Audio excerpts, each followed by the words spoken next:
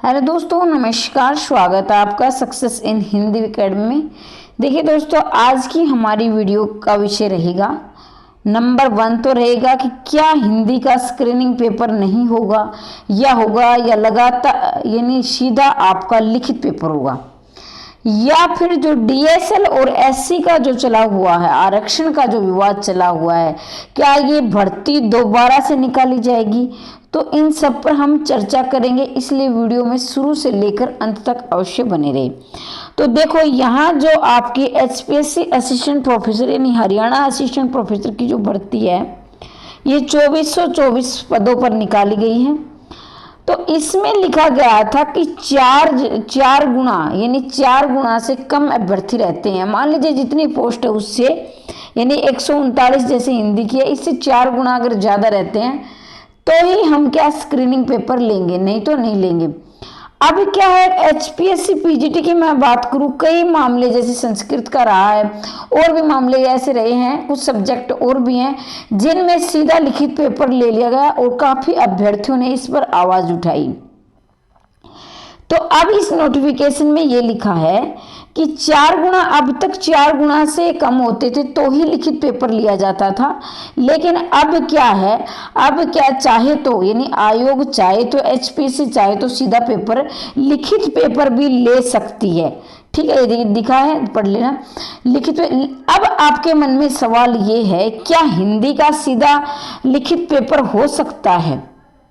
ठीक है, तो वैसे तो अगर एचपीएस से चाहे तो ले सकती है, लेकिन जहां तक की मैं बात करती हूँ, जो अनुभव वाली बात है, तो क्या 10,000 प्लस यानी लगभग 10,000 से ज्यादा यानी 11,000 के आसपास फॉर्म हिंदी के आए हुए हैं।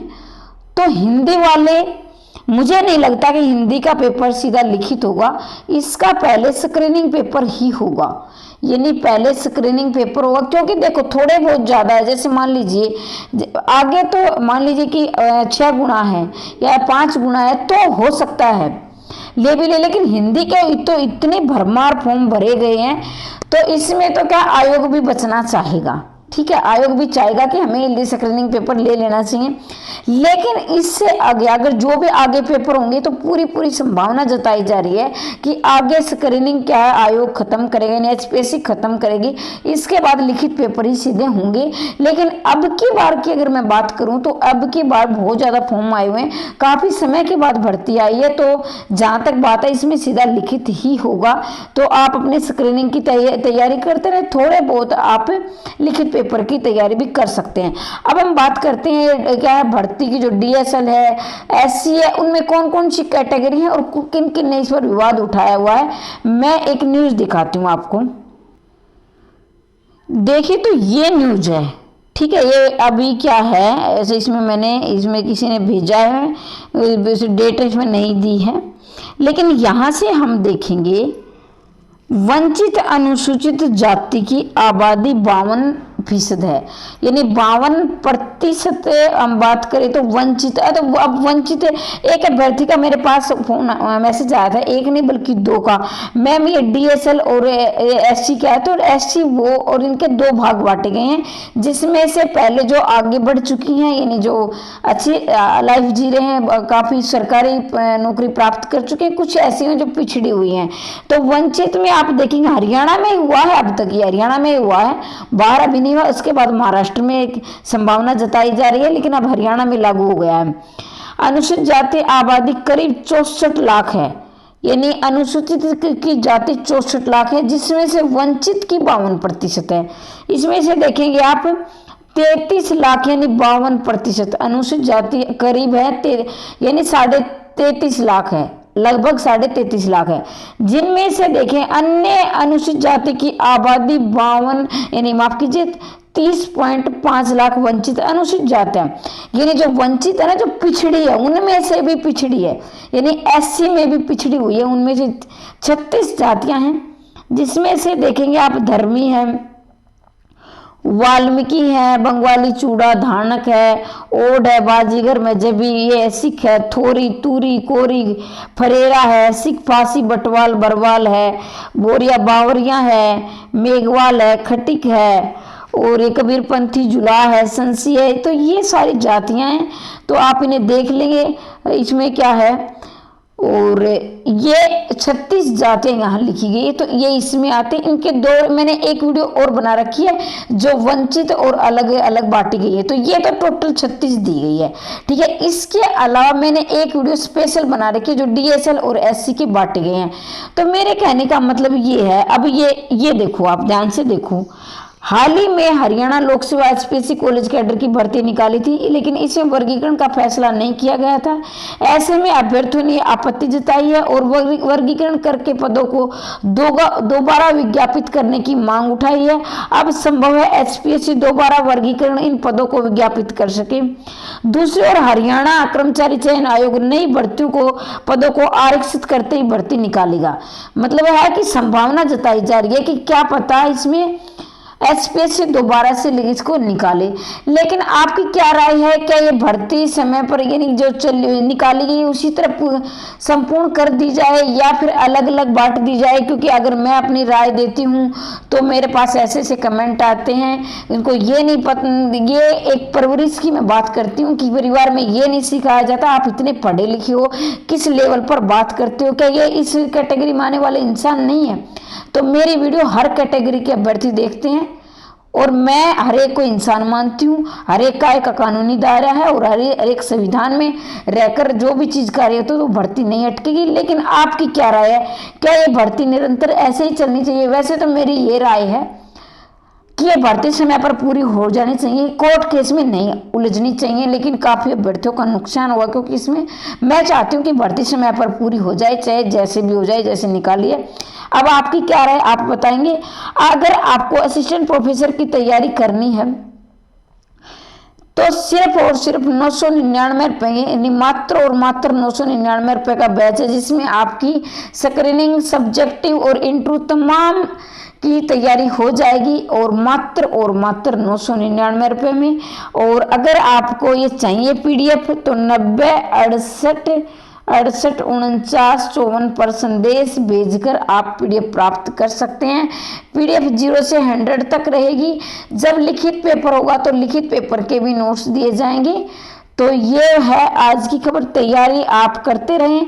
देखो, अगर इतने दिनों के बाद, लगभग 6 साल के बाद, 6 साल से ज़्यादा हुए के बाद भर्ती आई है, तो 1000-1500 रुपये कोई मायने नहीं रखते हैं। अगर आपके पास संपूर्ण पाठ्यक्रम है तो आप तैयारी करते रहे, लेकिन नहीं है तो कहीं ना कहीं जुड़कर आप तैयारी शुरू कर दें। कहीं आप यूट्यूब पर, कहीं बुक में पढ़ रहे हैं तो इस तरह से आपकी तैयारी नहीं हो पाएगी। जब आपके पास संपूर्ण पाठ्यक्रम होगा तो आप अच्छी तरह तैयारी कर पाएंगे और आपको 90,000 लगभग सैलरी मिलेगी। तो 90,000 के लिए आप 1,000 के लिए आप 90,000 की जॉब को ना जाने दें। ऐसे 1000-1500 रुपये तो हम कई पार्टी वार्टी में ऐसे खर्च कर देते हैं। तो इतने तो मैं चाहती हूँ कि आप कहीं भी 1000-1500 रुपये की तरफ ना देखें, अपने समय को समझें। समय की सबसे बड़ी कीमत होती है, क्योंकि एक बार समय हाथ से चला जाता है तो फिर दोबारा लौट के नहीं आता।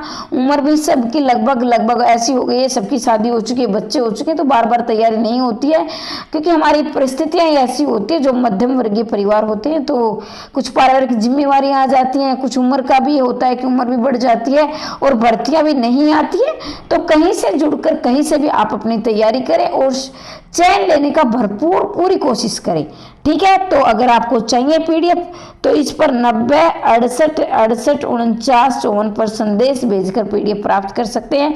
7 यूनिट मैंने पूरी कंप्लीट करवा दी है कहानियों की और आगे भी मैं YouTube पर पूरी करवाती रहूंगी। अगर आपको निःशुल्क तैयारी करनी है तो चैनल को सब्सक्राइब कर ले, PDF लेने हैं तो भी कर लें। यानी कहने का मतलब TGT से लेकर असिस्टेंट प्रोफेसर तक की अगर आपको तैयारी करनी है हिंदी की तो चैनल को जरूर सब्सक्राइब करें। इसके साथ एस्टेट आल TGT PGT के भी PDF दी जा रही है, जिनका जो मात्र और मात्र 899 रुपये हैं। चाहे आप EMRS की तैयारी कर रहे हो या आप NVS की कर रहे हो या DEET+B की कर रहे हो, तो आप PDF लेकर अपनी तैयारी शुरू कर दें।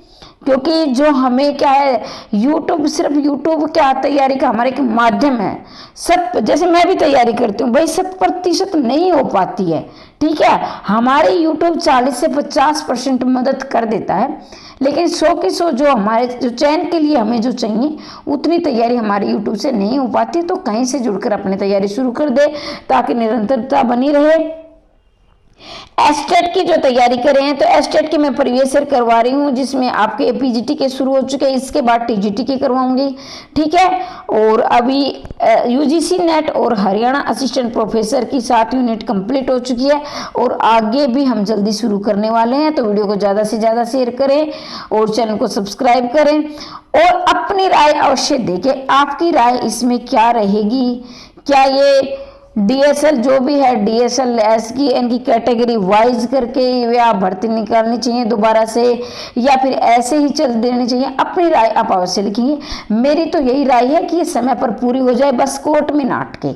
मैं तो यही चाहती हूँ बस समय पर पूरी हो जाए, क्योंकि अभ्यर्थी काफ़ी समय से इंतजार कर रहे हैं और एक मानसिक तनाव हो जाता है और हम जो हमारी तैयारी है बाधित हो जाती है अगर भर्ती बीच में रुक जाती है तो। ठीक है, तो मैं तो यही चाहती हूँ कि समय पर पूरी हो जाए। और हरियाणा सरकार को भी चाहिए कि नए नए रूल एकदम से ना निकाले, अगर निकालने हो तो पहले से निकाले ताकि अभ्यर्थियों का नुकसान ना हो सके। ठीक है, तो आज के लिए इतना ही, और मैं चाहती हूँ कि आपका इसी भर्ती में चयन हो जाए और हृदय की गहराइयों से बहुत बहुत दुआएं, भगवान आपको जल्दी कामयाब करे। हमेशा हंसते रहिए, मुस्कुराते रहिए, दिन दोगुनी रात चौगुनी उन्नति करते रहिए। मिलते हैं अगली वीडियो में, तब तक के लिए जय हिंद, जय भारत।